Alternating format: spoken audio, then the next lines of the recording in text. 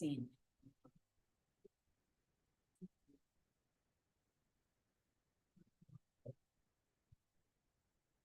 Great. Good evening, everybody. Thank you for joining us this evening. Today is May 14th. It is 5 p.m. We are here in council chambers. Welcome to the Parks and Built Environment Council Committee meeting tonight. Tonight we have two agenda items, some lengthy briefings from staff, in-depth briefings for some ongoing work that we're doing here at the city. And I think I'm excited for a very informative evening. So first on our agenda, we have a Vision Zero update briefing from staff. And I see a few staff folks here. So if you could introduce yourself real quick and share your title for the record and kick off the briefing, that'd be great. Great, thank you. Great, thank you, Councilmember Ryan. Ben, thanks for the opportunity to come brief you on where we're at with Vision Zero, our comprehensive safety action plan to eliminate serious injuries and fatal crashes in Everett. I'm Corey Hurt, City Traffic Engineer, and with me today is... I'm Stephen Fickenshire. I'm the chair for the Traffic Advisory Committee. Yeah. All right. Do we have a slide presentation?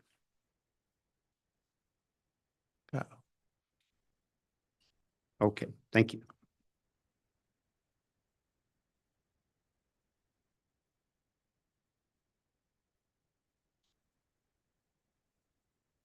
So I guess I can get started while she's bringing up the slides. As we have probably heard, back in 2023, Everett was awarded a $788,000 Safe Streets for All grant to create a comprehensive safety action plan, our Vision Zero plan for Everett. Vision Zero is a safety action plan with comprehensive data-driven approach to effectively evaluate and list proven strategies and for projects for adoption in the city and future planning and outcomes. Robust data collection and analysis of the city's roadway has been conducted and a plan developed with high-risk network to propose safety improvements, mitigation strategies, and design concepts with corridor project recommendations. Final documents will present an actionable plan to improve safety for all roadway users and significantly reduce and eliminate roadway fatalities and serious injuries. Next slide, please. And next slide, please. Thank you. So crashes in Everett have been following general Washington state trends, while overall crashes have been following, the severity has been increasing. For the past 5 years of available data, there were 9,730 crashes overall on Everett streets that were reported. These crashes don't include our limited access highways like I-5, Highway 526, and Highway 529 north of Snohomish River. So during that time, there were 54 fatal crashes and 215 serious injury crashes. And while these numbers are much smaller, each severe crash has a huge impact on those injured and their families. So while overall the crashes in the state have been trending down, the most severe crashes in the state of Washington are at 30-year highs. So Everett is not alone. So here are the most common types of severe crashes in Everett over the past 5 years. They're pedestrians at 31%, angle or T-bone style crashes at 16%. Left turn crashes at 13%, and barrier and fixed object crashes at 8%. You'll notice these numbers don't add up to 100%. That's because there's other types of crashes like bicyclists involved and sideswipe, hitting parked cars and things like that. But pretty clearly, pedestrian crash issue in Everett that we have needs to be solved.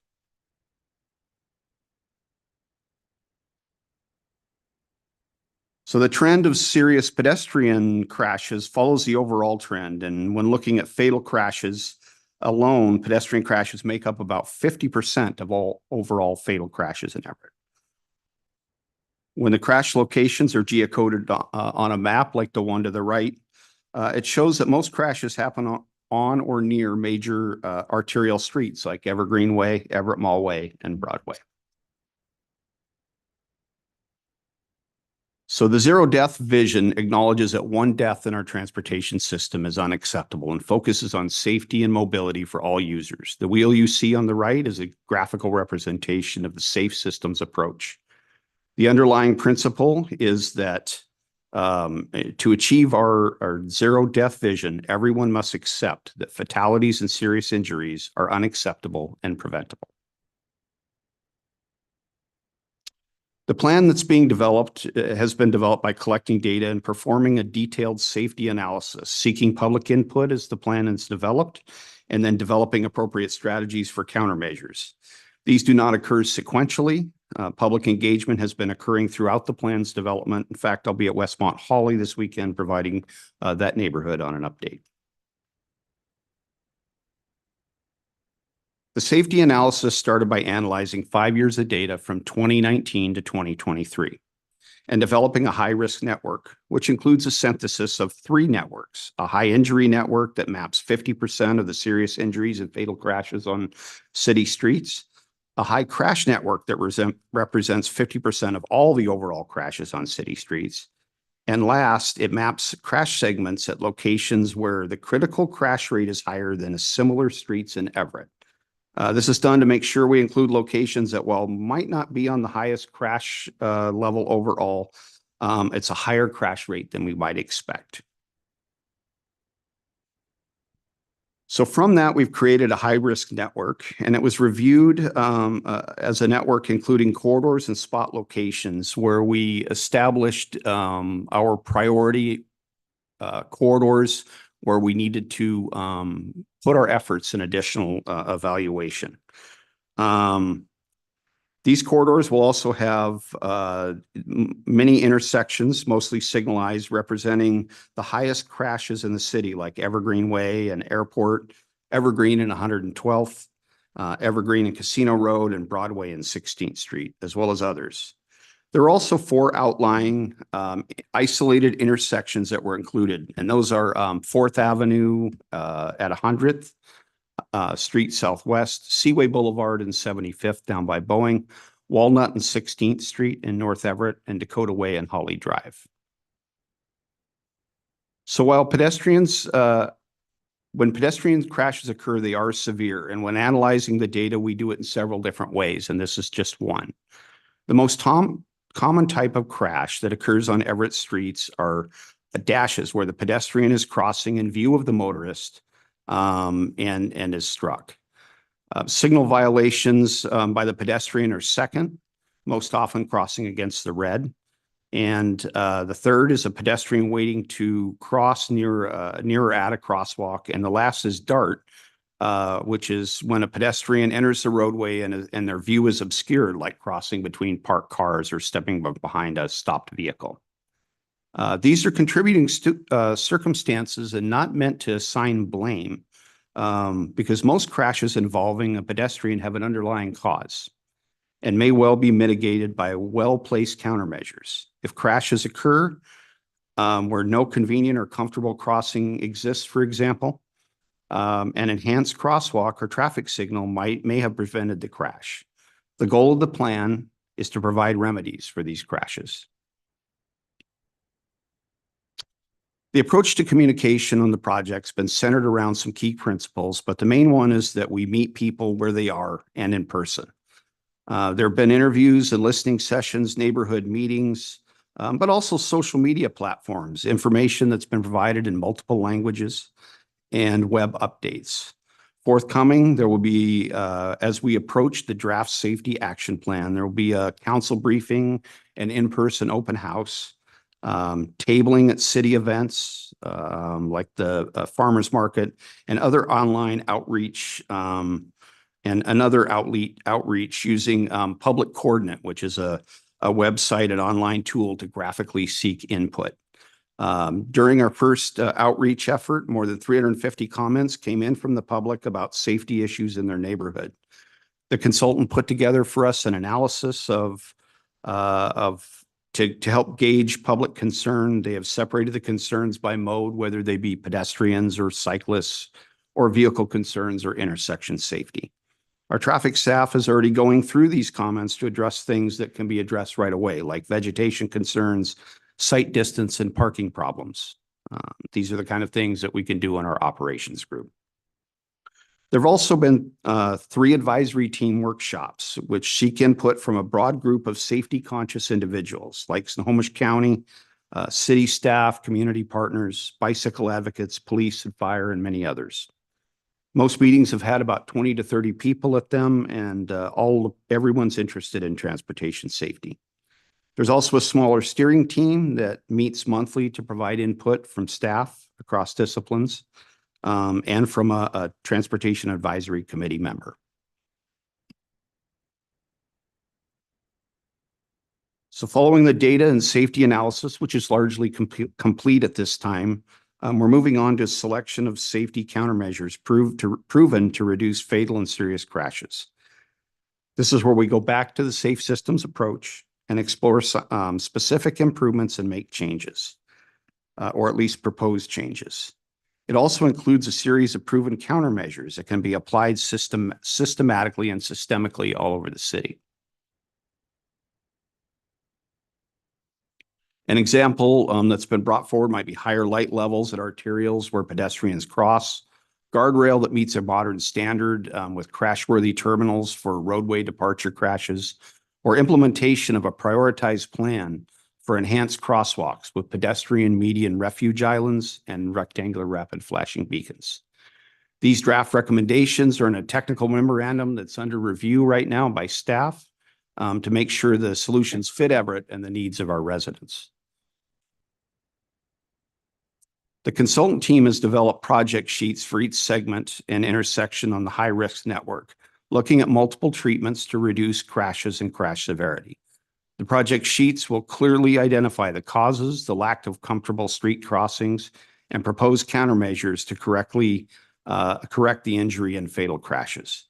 The project sheets will also address early adoption strategies that can be quickly implemented to provide maximum benefit.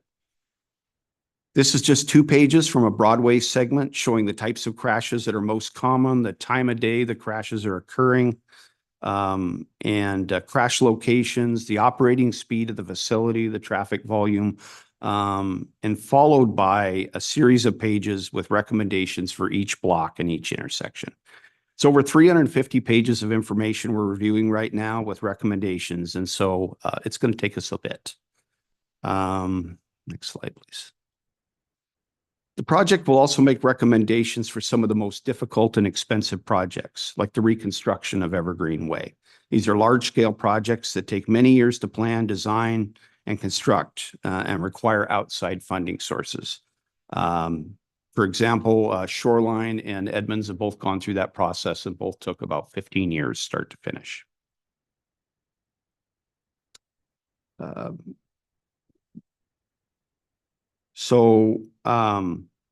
The current SS4A grant also has allowed us to develop some sound policy for managing and legislating safe speeds using the state of practice in the industry.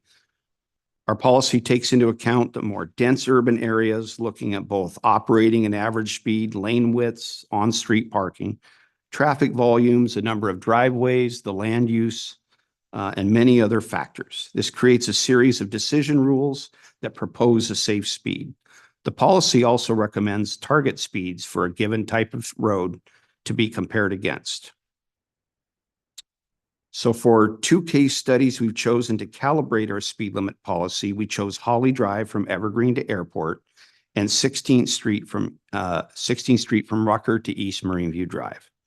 Both are collector arterial roadways with posted speeds of 30 miles per hour and are in residential and mixed use areas. This is an example of one of the results of the analysis, but after an analysis of all the factors, the speed policy recommends a change to 16th Street to 25 miles an hour and on Holly to remain at 30 miles per hour. The data analysis and speed is only the first step in applying the policy. A small team of traffic engineers and practitioners will evaluate things like school proximity and other factors to make an engineering judgment and a final recommendation. And that would be done by resolution to council. There are other policy guidelines currently under development and on my desk for review. A traffic calming policy that works best for Everett residents, modernizing some of our design standards, and identify and develop a complete streets checklist so that every capital improvement project is constructed as in alignment with this safety first design philosophy. So currently our consultant is in the final development of prioritized safety projects. These are the high-risk network projects, streets and corridors where the most severe collisions occur. There are also systemic projects and policies that address pedestrian safety, bicycle safety, and spot safety improvements at intersections. The draft plan will be ready to share for public comment in September with a council briefing. And so through all this process, the Transportation Advisory Committee has played a key role from early scoping workshop to make sure important items are not missed. TAC members attending the advisory team for making recommendations to the plan, and a steering team representative every month alongside staff that will be responsible for implementing the plan once it's done. Tonight, I'm pleased to introduce Stephen Fickenshire, who will talk about his role and the role of TAC in development of the plan and his commitment to improve traffic and transportation safety in Everett. Stephen?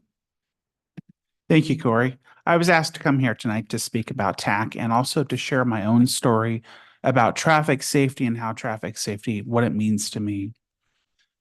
Back when I was a new driver, I had a friend that I was going to a destination that was an old country store. It was a historic landmark, and it was going to be burned down by the fire department because of it was going to be a training fire. One of my dads was a firefighter, and at that time, I rode motorcycles. When I got my license, I got a license for motorcycle, and that's how I got around.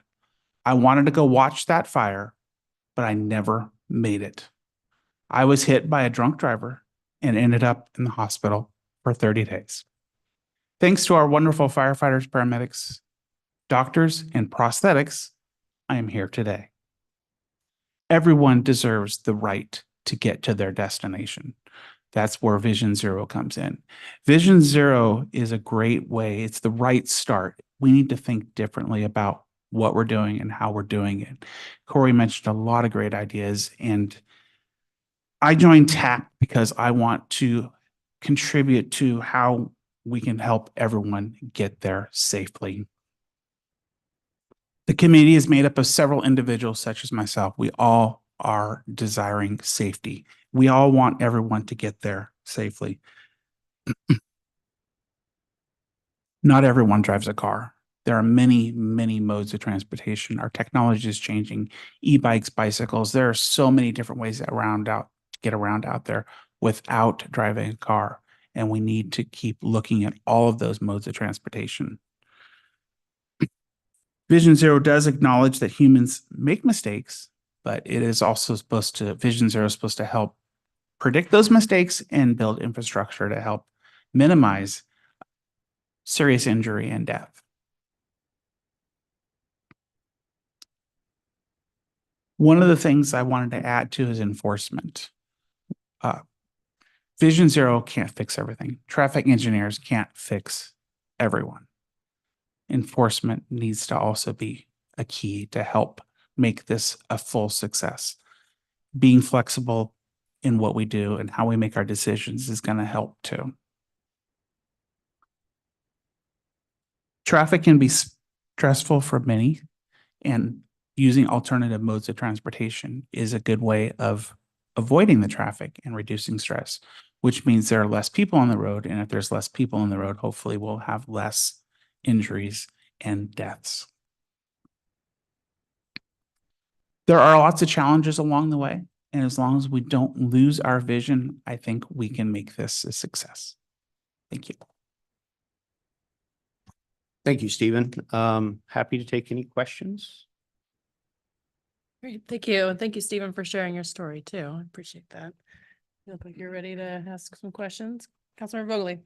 Yes, thank you. I was just speaking with somebody the other day about how impressed I am with the Transportation Advisory Committee staff that works within and the people that are appointed to serve on it. And so I'm just yay. And so, hearing about Vision Zero, again, I mean, I hear about it a lot because I'm the liaison, but, hearing about it again tonight, reconfirms just how pleased I am with, all of the work that's being done.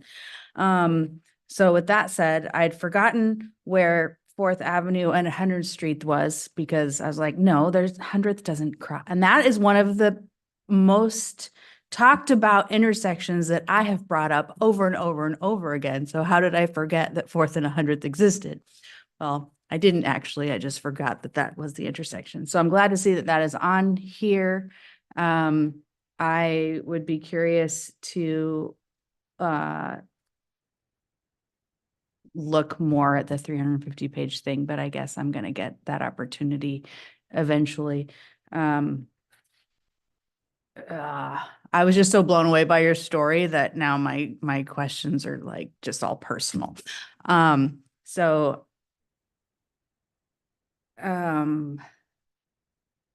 one place that, let's see. I think I also saw that Councilmember Zarlingo may have had a question. And so I'm going to defer because I can't remember any of my really real questions right now, but just. Well, Thanks. I do have a couple comments about Yeah. what you said. First of all, I'm also very impressed with the Transportation Advisory Committee. We have a lot of very committed volunteers who show up every month and who really are helping push Vision Zero forward. Second, on 100th and 4th, as soon as staff gets done reviewing and technical memorandum number 2 is published, you will be able to see all 350 pages. So we're going to make that publicly available. Sorry. Okay. I figured out a logistics. On the screen, on one of the things that you showed, segment 1, 2, and 3 on Holly, I know that you said keep it at 30 miles per hour. And I know that this isn't the end all be all. But for 100th in between, anyways, one of them is 25 miles per hour near Corbin. And then the other 2 segments are 30 miles per hour. And I only heard you say 30 miles per hour. So seeing 25, but hearing only 30. Is it only 30 or is there a little bit that's 25? So one of the things we're going to look at is, normally you like to have a roadway that has the same character, be the same speed limit from end to end. So you choose an appropriate speed limit so you're not bouncing up and down between speeds, and there's some reasonable expectation by the driver. We're going to look at that does travel in front of a school. And we have one 25-mile-per-hour segment and 2 30-mile-per-hour segments. One of the 30-mile-per-hour segment is in front of a school. So we're going to take a hard look at that and see where we feel the speed should be. But the technical analysis showed 30 miles an hour. Okay. Okay. I'll really let somebody else talk now. Councilmember Zarlingo? Several things. First of all, Stephen, thanks for relating that. As somebody who spent a number of years where a motorcycle was my primary way of getting around, and where twice or so I didn't get where I was going because of an accident, both my fault, and I didn't spend any time in the hospital, so I count myself lucky. Also, I'm noting and looking at this, I used to live on Holly Drive, but a different segment, the one east of Evergreen Way, and where speeds were not a particular problem that way. I think it's that segment to the west, but so many of these problem streets are either in or border my district. So I'm paying particular attention, and I appreciate that. And I definitely appreciate the work of the Transportation Advisory Committee, the volunteers on that. They're just so useful to the city and so valuable in so many ways. One of the questions I had was with respect to many different modes as things evolve. One of the things that I've seen in particular are the speeds of what had been electric bicycles. I think they're becoming electric motorcycles. What I've seen scooters, one wheels in some cases. I've seen some pretty impressive speeds, and sometimes without helmets. I guess one of the things I wonder is, does this rapid evolution of speeds and functions of these things, because I see the scooters sometimes in regular traffic lanes going what seems to me 30 miles an hour or so, maybe even a little more. Does that change or threaten or undermine the work that's going on with this Safe Streets plan? No, I would say not. I think that when it comes to e-bikes, yes, there's a class 2 bike that can go up to 20, a class 3 that can go up to 28. There's certain rules under the state law that don't allow class 3 e-bikes to ride on sidewalks, and they can't even ride at a bike lane. And so I think the base laws are there to address the kind of behavior. I think as modes mix more, I think you're going to see more concern, but those types of interactions between pedestrians and bicycles are usually fairly minor by comparison than vehicles with bicycles and pedestrians. Okay, well, that's a little bit reassuring because I know our resources for enforcement aren't all that great either. I mean, that's for some drivers, I think the main factor in whether they follow some of these things is going to be, is there much of a chance of them getting a ticket or some sort of enforcement? So I guess we'll all be evolving on that. One of the things that there were a lot of questions when we were debating the implementation of one speed and multiple stoplight cameras. And I think the plan there was to use any revenue beyond that was generated in that program beyond what was needed to maintain the program to improve safety, especially in the vicinity of those. Does this study and this work inform how we might use that kind of revenue if it comes in that way? Absolutely, it does. And we'll use the Vision Zero Everett report and those early adoption strategies, the low cost strategies, to make real improvements, especially in our school zones and pedestrian safety, should we have a significant revenue from the photo enforcement program. Okay.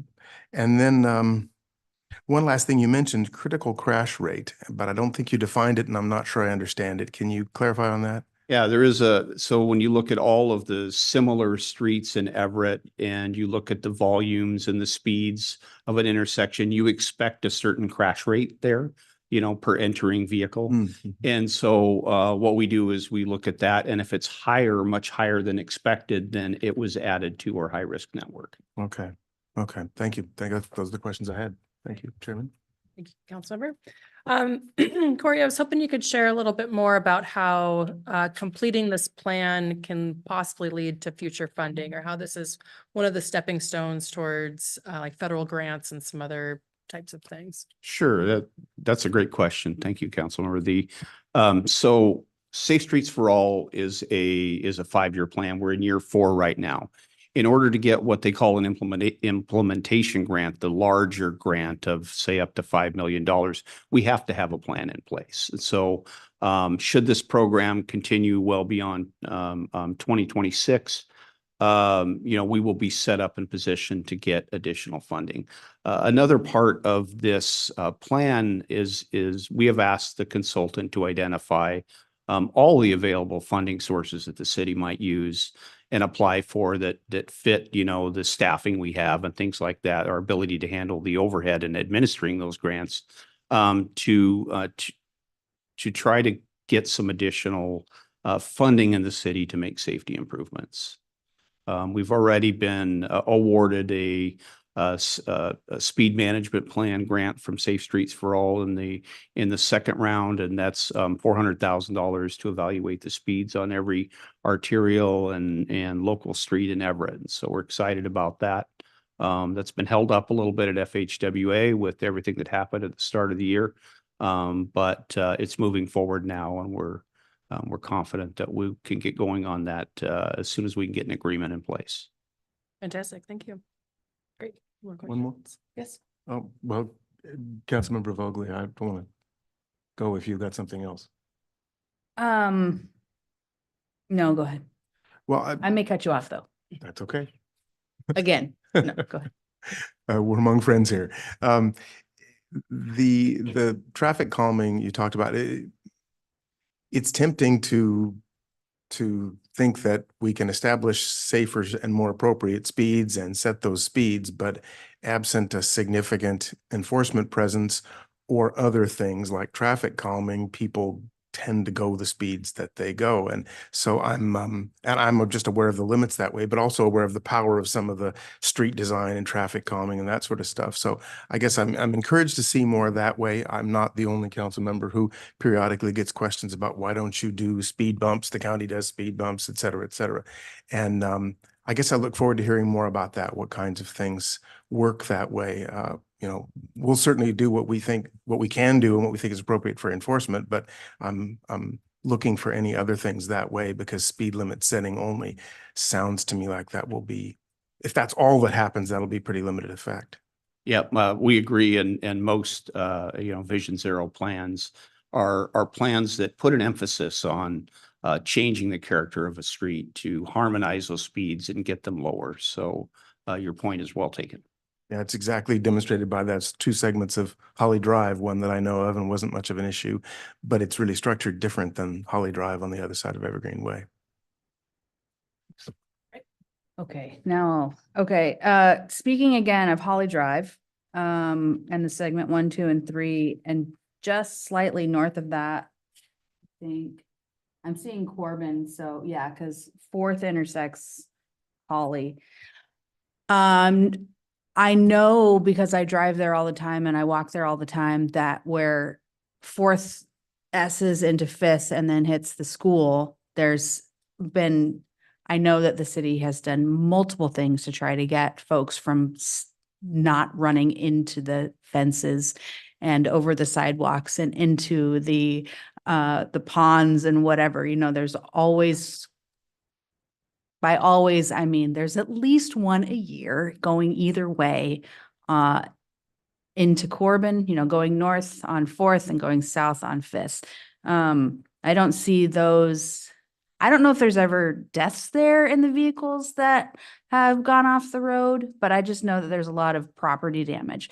So I'm curious if that type of thing is noted in the evaluation of Vision Zero, and especially there, because that's where I see it all the time. Yep. Just because we have locations that don't show up on our high risk network doesn't mean we don't have tools that in the plan that can be used there. And we've already, like you said, we've already done many things out there, and it's on our list of curves that have run off the road, and we're continually working on. But I think that there are some tools that will be listed in Vision Zero that might open our eyes to maybe doing some other things out there. Not sure what they are yet, but I'm always willing to listen. Yeah, and I know that there's been a lot done. So how do we fix it? I don't know. And you don't have that answer yet either. Okay, that's all I have right now. Great, thank you. Any more questions? Great, thank you so much for your time tonight. You're welcome to stay or get going if you got stuff to do. Great. Next up on our agenda, we have Dan Ernestine with our Economic Development Department to share more about the Economic Development Year in Review presentation. So take it away, Dan. Thank you very much. It's always a pleasure to present to you at this little bit more informal and back and forth conversational setting. So I wanted to start off by just making sure that I knew what would be most helpful for you to hear today. And I could talk and talk and talk and talk, and then we could be all done. But so if there are any things right off the bat that I should know. How awesome are we doing? Yeah. Make sure that you just tell us that the awesomeness is here and continuing. And then You're open.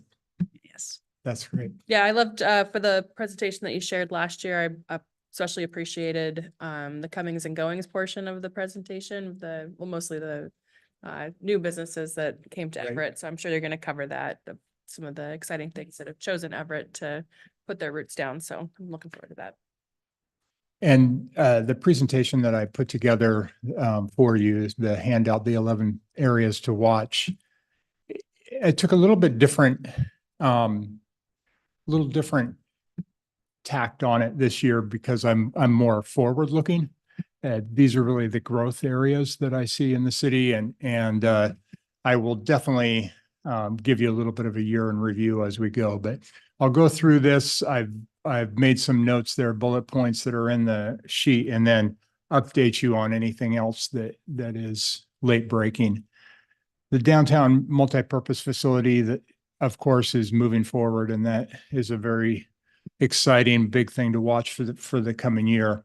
We're currently in the design and funding package to build a facility that feels like a soccer pitch for soccer games for USL men's and women's teams, and feels like a baseball stadium when the baseball is going on, feels like a park when you're experiencing walking around and enjoying the outside, feels like a amphitheater or an event space if there's something like that. So we're having really good success with the progressive design build team, and we plan to come to council on the 28th of May with a briefing and then ask for a decision on 11th of June.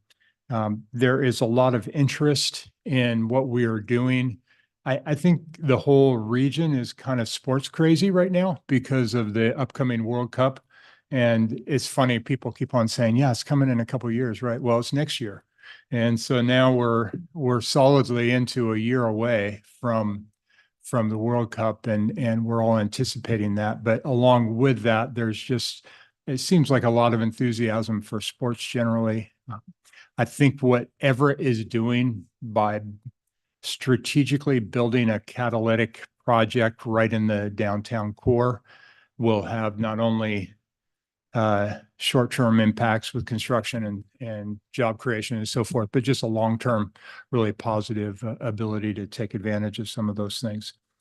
One of the areas I just will say that I've been asked to serve on a panel for the NIOP, which is all the commercial brokers in downtown Seattle, and there's a lot of interest region-wide in whatever it's doing, and people are really interested in how it affects real estate specifically, and that'll be what I'll be talking about next week.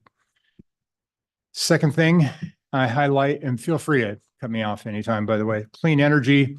As you know, we are home of 2 fusion companies. I believe, and I heard this a couple of weeks ago, that we are the only city in the world that has 2 commercial fusion companies that are progressing. And so I know there are several in the Boston area and around Harvard and MIT, but not in the same city. So I'm pretty proud of that. TerraPower is also a clean energy company. So with the 2 fusion, Helion and Zap and TerraPower, we really are a force to be reckoned with in clean energy. Question. I should know this, and I'm sorry that I don't. There is a big building that's being remodeled, and it's on Everett Mallway and 4th. Is that one of the clean energy? No, that's the Snow 911 Is it? Okay. facility. I really should know that then. Yeah, that's their new facility. So they'll be moving out of our South Police Precinct and moving into that. In fact, I'm going to a ribbon cutting event tomorrow. It's looking pretty nice. And I believe they'll be operational around 4th of July, but I'm not exactly sure when the handover is. They're taking ownership, and it takes a little while to get everything certified and up and running.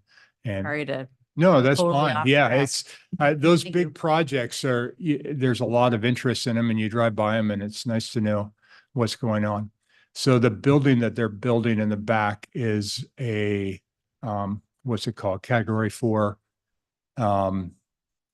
building. I think that's category 4 that can withstand earthquakes and different things like that at a level that the existing building couldn't. So they're having a lot of their administration functions in the existing building, and then the real kind of operations center in the back. So Good info. Thank you. yeah, the governor signed, this is kind of a quiet success, but the governor signed something that Helion and Zap have been lobbying for a lot. I just saw it on LinkedIn yesterday, and I don't know exactly when the bill signing was, but sometime in the last week or so. And it was just to treat fusion energy as on the same terms as other clean tech energy. And because it's so new, because it's been so out there, people haven't known where to classify it. So it wasn't getting the same kind of treatment as like solar and wind power was. So that was very exciting for them. That allows them to have some of the same benefits of other clean energy companies, and definitely producing carbon free with fusion is a wonderful 24/7 type of use. And I will say Helion is actually building its first commercial fusion plant in Chelan County. It just applied for permits, and that will be powering a Microsoft data center. And that's amazing. You know, people have just been saying fusion power is way in advance, but they're actually building one that should be operational in the next 5 years or so. Health science is, if you were looking for one industry that is kind of a sleeper, but has been growing year over year in Everett, this is it. As I've said a lot of to other people before, a lot of the medical device and manufacturing health science world has been in the Canyon Park area, Bothell, but the real estate is really tight there now, and it's pretty much, I'll just say, full. And so there's been pressure to look elsewhere, and Everett is thankfully attracting some of those uses. McKesson is taking a pretty significant use. We continue to see small companies come that are doing everything from packaging pharmaceuticals to manufacturing different things. So I anticipate that will be a continuing growth. And probably the most significant thing that happened is we had a Japanese company, SNBL and SBI, partner together to create this kind of incubator health science thing in the space that used to be the Everett Community College educational space right across from Fluke on Seaway. So it's a nice little building, and they've got $40 million fund behind it to support health science companies that are operating both in Japan and the US. And so that's one area. They partnered with Plug and Play, and Plug and Play has a much broader portfolio of investing in companies. So that's a venture capitalist company that will be looking to encourage, incubate, train people there. Kaiser Permanente, of course, is completing its nearly $300 million expansion here in downtown Everett. And I just got an email that they're coming close to having like a grand opening, but I can't tell you when it was because I didn't read it because I was coming to this meeting, but it came in just like right today. So I'm looking forward to updating everybody about that. I'm sure that'll be something I can alert everybody on the council too. TerraPower isotopes, I've talked about quite a few times. They were a little kind of offshoot that they were harvesting these isotopes from nuclear waste for cancer treatment. And they're just like one of those success stories. It's kind of unbelievable. Now they're looking for their own facility of 300,000 square feet with 5-foot thick concrete floors and all kinds of special things. So sky's the limit for them as well. And we hope to land them in Everett. Next, South Everett transformation. The mayor has really encouraged me, especially to spend a lot of my time focused on South Everett in conjunction with the council, allowing us to do a strategic plan for economic development in South Everett, which I have a June 25th briefing date secured, at least with Jennifer on the calendar. So that I keep on laughing that I'm in the final draft. a fourth or fifth final draft. You know how that goes. You should never use final until it's really final. But just reviewing that and look forward to that. And I think it really focuses on local ownership of property, both home and commercial, and it focuses on connecting residents to the industries that are growing so fast that I was just talking about, among others that are in South Everett, and connecting those on the job side, getting the residents to training. And so really focusing in those two areas specifically, along with just ongoing economic development efforts. But looking forward to sharing that with you. There are a lot of positive things with new businesses and so forth. South Everett is really our incubator and opportunity zone in some ways. There's so many different affordable business spaces that you see new businesses popping up almost every day along Everett Mall Way or Evergreen Way. That it's pretty exciting. So just, but it's hard to track them sometimes because they don't really have a shared presence like the Downtown Everett Association or something like that. So I'll continue just pop in really quick that I finally went to Mochi Nut Yay. and How was that? it was tasty. So Yeah, that's what there you have it. yeah, there you go.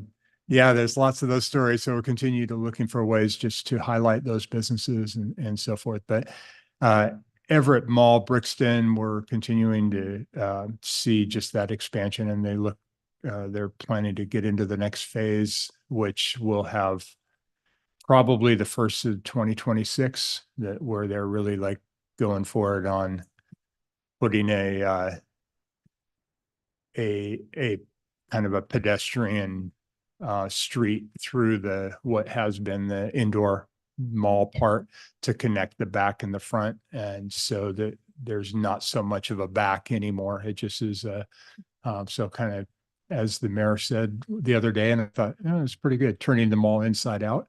And I think that's a pretty good way to look at it. But Top Golf is in there. Trader Joe's couldn't be happier in the new space. And we're just continuing to shuffle things around and see success there.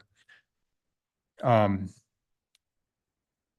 just looking at my notes to make sure. Oh, List partnership. Yeah. List continues to really contribute to South Everett, and there's lots of things there that are exciting. Among them is hopefully the formation of a community development corporation that can serve both, well, really the entire city, but especially around the future light rail stations. I think that's the focus in both in South and North Everett. Number 5, just in interest of time, I'm just going to keep on plowing through Port of Everett, seizing the day. They really are a gem in the city of Everett and becoming even more and more sparkly as the weather gets nicer. You go down to the port and it just is really fun. Their promenade is really taking shape, and I'm speaking, of course, on the lifestyle side. There's a couple new restaurant buildings that are coming in, and those are exciting. But the other thing that's happening is they're having a lot of success on the shipbuilding and repair side on the more commercial end of the terminal. And that's exciting. Everett Ship Repair is a sister company with Nichols Brothers. Nichols Brothers is a legacy company on Bainbridge Island. Whidbey Island, that one. And they're in Freeland and have been there forever. And then Everett Ship Repair has been doing a lot of work on ferry repairs and other retooling and so forth of Old Guard yachts and all sorts of other things. Everett Ship Repair put in a bid to be one of the builders of one of the WashDOT's new hybrid ferries. They just found out that they were not the low bidder. Doesn't decide things. They anticipated that one of the Florida manufacturers would probably be low bidder, and they were. But they're lobbying for their bid or explain. I don't know what they do at this point, but just I think we're all pulling for Everett Ship Repair to get one of those ferries. They only bid on one because they felt like I think the first tranche was 3 ferries. And so I think they were the only in-state builder to put in a bid. And so it would be a wonderful thing if if the state sees clear to grant that contract to them for I believe it's a hybrid electric ferry, new ferry. There's 5 in the overall thing, but Now we just need to one- get a ferry from the port to Seattle and we'd be in business. Yeah, exactly. Yeah, that would be nice.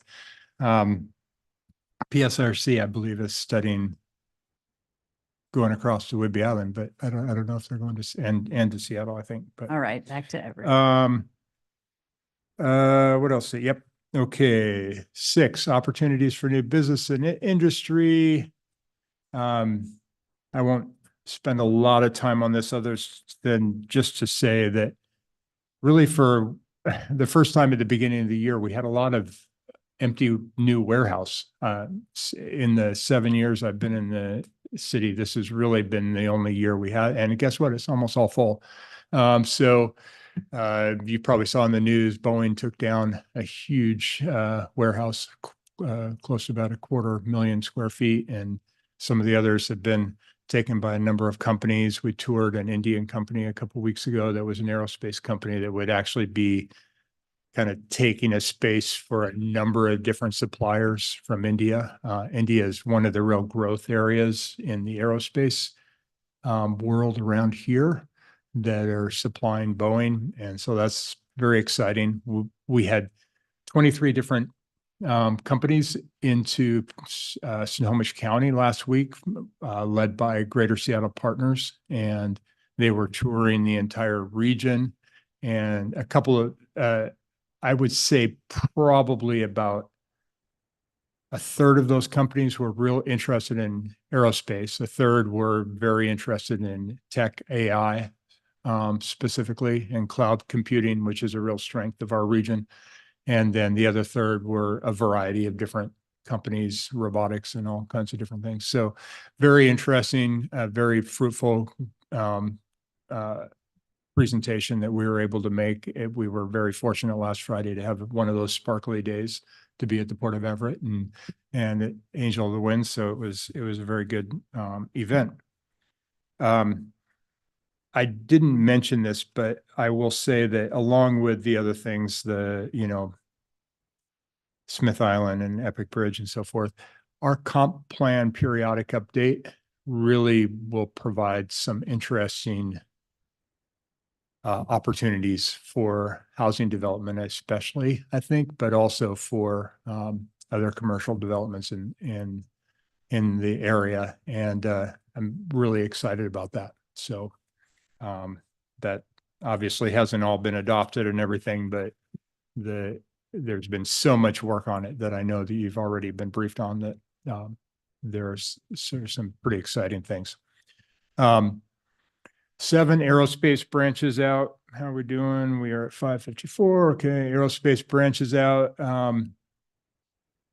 Boy, there's a lot of interesting things going on in aviation between Zero Avia and Magniacs in Everett. Zero Avia especially seems to be just taking it up a notch and being maybe the premier alternative energy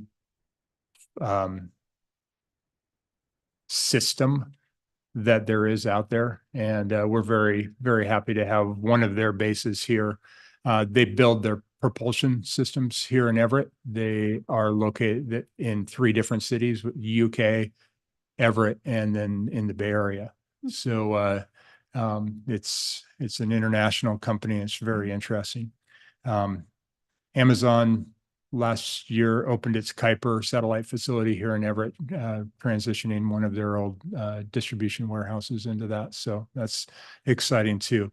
Z21 is a guy who used to work for Zero Obvious, started his own company, and has within 1 year landed something like $100 million of contracts, commitments. And so he's just one of these guys who's incredible entrepreneur that I've been working with and supporting as best I can, staying out of his way mostly.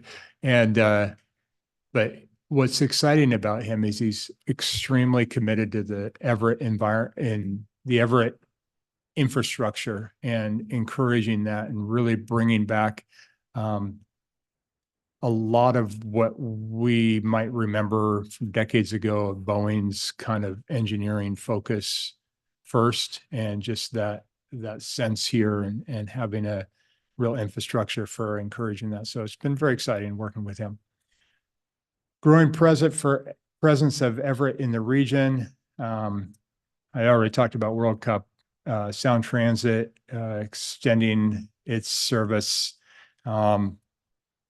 We just are seeing a lot more interest in Everett, and I hope you are too, in conversations from people outside Everett. I've heard them just in conversation, hey, it seems like lots of good things are happening in Everett. What's the deal? And I think we internally talked about them before this, but now the messages are getting out there, which leads to me to think that a lot of our people are talking to other people who are talking to other people. And so that word of mouth is spreading.